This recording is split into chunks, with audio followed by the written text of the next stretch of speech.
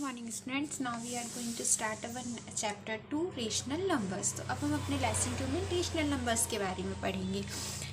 Rational number की starting के पहले you have to write the definition of natural number, whole number in your notebook and send me the pictures. Okay, rational number start करने के पहले आपको क्या करना है, अपनी नोटबुक में नेचुरल नंबर और होल नंबर की डेफिनेशन विद एग्जाम्पल लिखनी है और उसकी फ़ोटोज़ मुझे सेंड करनी है। Okay, so a rational number is number that can be put in the form p upon q where p and q are both integers and q not equal to 0। Rational number कौन से number होते हैं जिनको हम p upon q के form में लिख सकते हैं, ठीक है, और जहाँ पर p और q बोथ आर क्या हैं, इंटीजर्स हैं। हाँ, रेशनल आप नेचुरल नंबर, होल नंबर्स के साथ इंटीजर्स की भी डेफिनेशन अपनी नोटबुक में लिखेंगे। Okay, that is a rational number is the result of dividing two integers, of course division not by zero. तो रेशनल नंबर क्या हुआ कि टू इंटीजर्स की डिवाइडिंग का रिजल्ट है और यहाँ पर डिवीज़न जो है वो ज़ीरो से नहीं हो रहा है। The following are examples of rational number. अब यहाँ पर कुछ रेशनल नंबर के एग्जाम्पल्स दिए हुए हैं। 1/3, -3/-4, -14/5, -6/11, 10/-21, 0, 10/-12, 8, -25 एक्सेट्रा। अब आप कहेंगे कि आपको ये तो दिख रहे हैं कि हाँ भैया p अपॉन क्यू के फॉर्म में लिखें। 0, 8, -25 तो नहीं दिख रहा कि p अपॉन क्यू के फॉर्म में लिखा है। चलो इसको भी लिख देती हूँ मैं। 0 के अपॉन में मैंने 1 लिख दिया, 8 के अपॉन में 1 लिख दिया, -25 के अपॉन में 1 लिख दिया, हो गया p अपॉन क्यू के फॉर्म में, ठीक है। अब like a fraction every rational number has 2 parts. अब फ्रैक्शन की तरह ही रेशनल नंबर के भी 2 पार्ट्स होते हैं। The upper part is called numerator and the lower part is called denominator. वो कह रहा है कि अपर पार्ट को न्यूमरेटर कहते हैं और जो लोअर पार्ट होता है उसको डिनोमिनेटर कहते हैं। For example, in -2/3, -2 is numerator and 3 is denominator। Upper part -2 है इसीलिए 2 न्यूमिनेटर है, लोअर पार्ट 3 है इसीलिए 3 डिनोमिनेटर है। In -5/-4, -5 is numerator and -4 is denominator। In 225/-8, 25 is numerator and -8 is the denominator। Thus in p upon q, p is the numerator and q is the denominator. तो इन सारे examples को अगर हम consider करें तो हमको पता चलेगा p न्यूमिनेटर है और q डिनोमिनेटर है। Okay, the 4 fundamental operation of addition, subtraction, multiplication and division can be perform on rational number in the same way as fractions. तो जो हमारे 4 फंडामेंटल ऑपरेशंस होते हैं, कौन कौन से, addition, subtraction, multiplication and division, इनको हम रेशनल नंबर पे भी वैसे ही परफॉर्म कर सकते हैं जैसे हम फ्रैक्शंस में करते हैं। 2 rational numbers can be compared and rational number can be represented on a number line like other numbers. तो हम 2 रेशनल नंबर्स को कंपेयर भी कर सकते हैं और उनको हम नंबर लाइन पर भी अदर नंबर के जैसे रिप्रेजेंट भी कर सकते हैं। Natural numbers as a rational number. अब नेचुरल नंबर को रेशनल नंबर के फॉर्म में कैसे लिखते हैं हमको वो देखना है। Every natural number can be put in the form p upon q। सभी नेचुरल नंबर्स को हम p अपॉन q के फॉर्म में लिख सकते हैं। For example 2, 25, 1, 31, 49 can be written as 2/1, 25/1, 1/1, 30/1, 31/1, 49/1 respectively. इन सभी नंबर्स के अपॉन में मैंने क्या किया, सिर्फ 1 ऐड कर दिया। क्यों? क्योंकि यहाँ पर अपॉन में 1 लिखने से कोई भी अलग से आपका डिफरेंस नहीं होगा, ठीक है। ये नंबर्स अभी भी ऐसे ही हैं लेकिन ये रेशनल नंबर के फॉर्म में होगा। क्यों? क्योंकि ये सभी p अपॉन q के फॉर्म में आ गए हैं। So every natural number is a rational number. ये आपका फैक्ट आपको लर्न करना है कि every natural number is a rational number, कि सारे नेचुरल नंबर रेशनल नंबर होते हैं। और इस फैक्ट को आपको ऐसे स्टार बना के या डॉट बना के अपनी नोटबुक में भी लिखना है और लर्न करना है। Integer as a rational number. Integers को आप रेशनल नंबर के फॉर्म में कैसे लिखेंगे? Every integer can be put in the form p upon q। Every integer को हम p अपॉन q के फॉर्म में लिख सकते हैं। For example -79, -5, -13, 12, 17 can be written as -79/1, -5/1, -13/1, 12/1, 71/1, 17/1 respectively. इन सभी के अपॉन में भी हमने 1 को पुट कर दिया और ये भी उसके फॉर्म में आ गए, रेशनल नंबर के फॉर्म में। So every integer is a rational number. इसको भी ऐसे स्टार बना के अपनी नोटबुक में आप लिखेंगे और लर्न करेंगे। ओके, कि एवरी इंटीजर क्या होता है, रेशनल नंबर होता है। तो आपको इस चैप्टर में क्या करना है, हेडिंग डालनी है चैप्टर 2 रेशनल नंबर, उसके बाद आपको नेचुरल नंबर, होल नंबर और इंटीजर्स की डेफिनेशन विद एग्जाम्पल लिखना है, और उसके बाद में आपको ये लिखना है,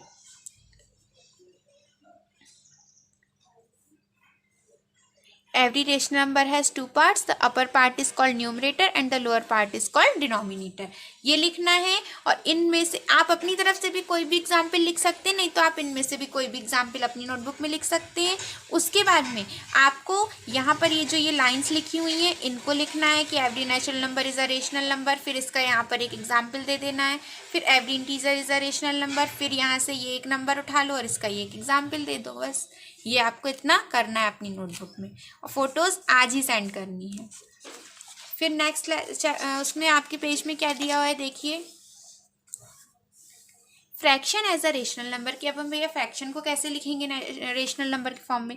the fraction 15/24 is the form p/q। जो 15/24 है वो p/q के फॉर्म में लिखा हुआ है, where p is equal to 15 and q is equal to 24। p की वैल्यू 15 है और q की वैल्यू 24 है, therefore 15/24 is a rational number, इसीलिए 15/4 एक रेशनल नंबर है। Similarly the fraction 17/4, 125/109, 231/103 are all rational numbers. तो ये सभी भी रेशनल नंबर हो गए। तो every fraction is a rational number, आपको ये भी अपनी नोटबुक में लिखना है कि every fraction is a rational number. इसका एग्जाम्पल भी लिखना है, zero as a rational number. अब हम जीरो को कैसे रेशनल नंबर के फॉर्म में लिख सकते हैं वो देखना है। Since every integer is a rational number and zero is an integer, क्योंकि सभी इंटीजर्स जो होते हैं वो रेशनल नंबर होते हैं, इसी और जीरो भी एक एवरी इंटीजर जो होता है वो रेशनल नंबर होता है और जीरो भी एक इंटीजर है, so it must be rational number. तो अब जीरो को भी रेशनल नंबर होना पड़ेगा। We can write zero in any of the following forms, हम जीरो को किसी भी फॉर्म में लिख सकते हैं, 0.5, 0.13, 0.-2, 0.-1, 0.-25, 0.78, 0.1, 0/1000, 0/10,000, 1 लाख, कुछ भी लिख सकते हैं। ये हो गया सारे रेशनल नंबर के फॉर्म में।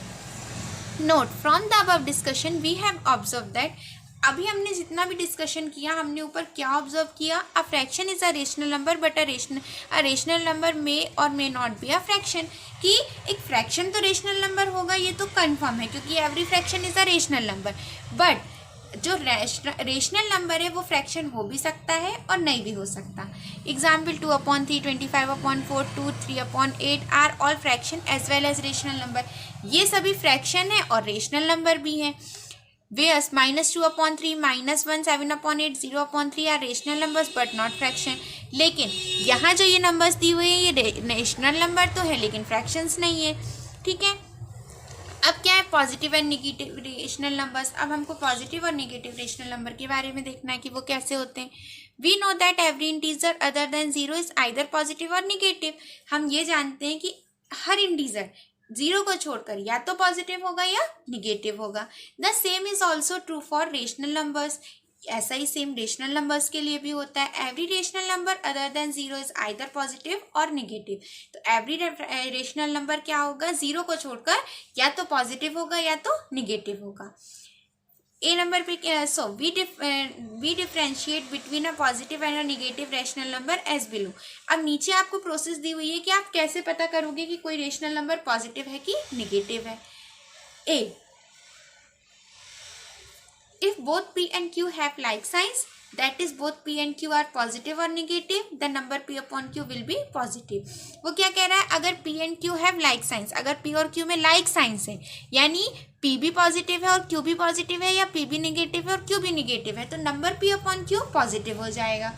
एग्जाम्पल 5/7 लाइक साइन है, यहाँ भी पॉजिटिव यहाँ भी पॉजिटिव, ये पॉजिटिव हो गया। 16/21 लाइक साइन, -3/-5, अब यहाँ भी माइनस है यहाँ भी माइनस है, माइनस से माइनस कैंसिल होगा तो ये भी पॉजिटिव हो गया। -10/-21 ये भी लाइक साइन है, पॉजिटिव हो गया।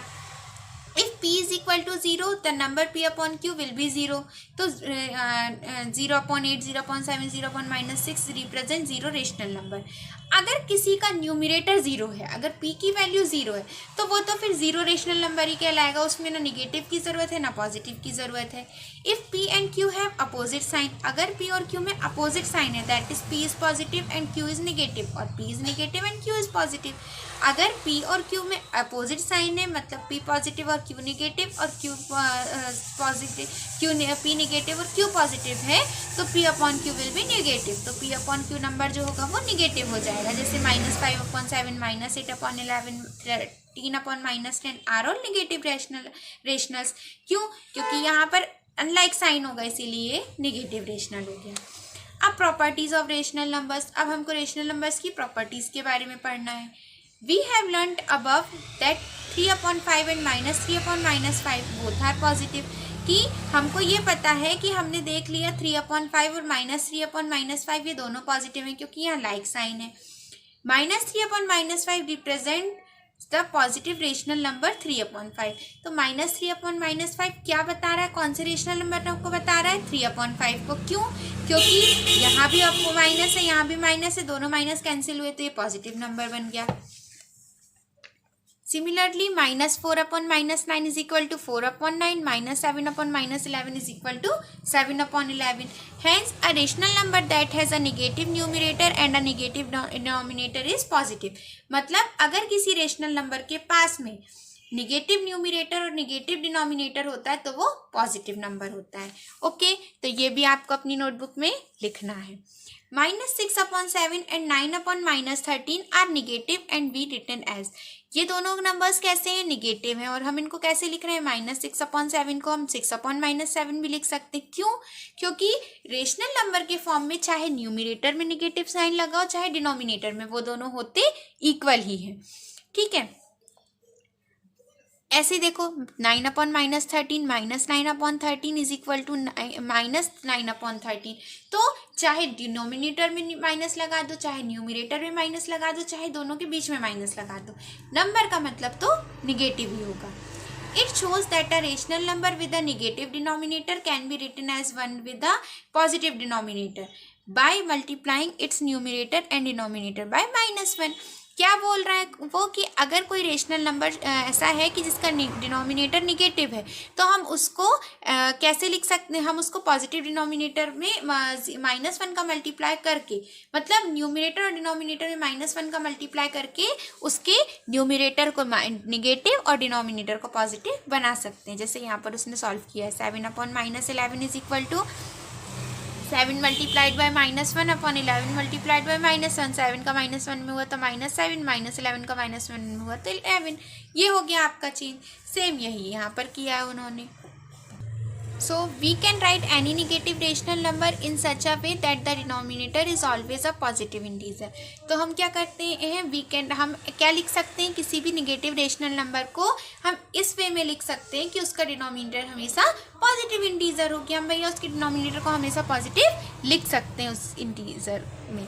ठीक है, तो इसको भी अपनी नोटबुक में लिखोगे. सी क्या है, we have learn in previous classes that a mix number 5/7 can be express 19/7, but 19/7 is a rational number.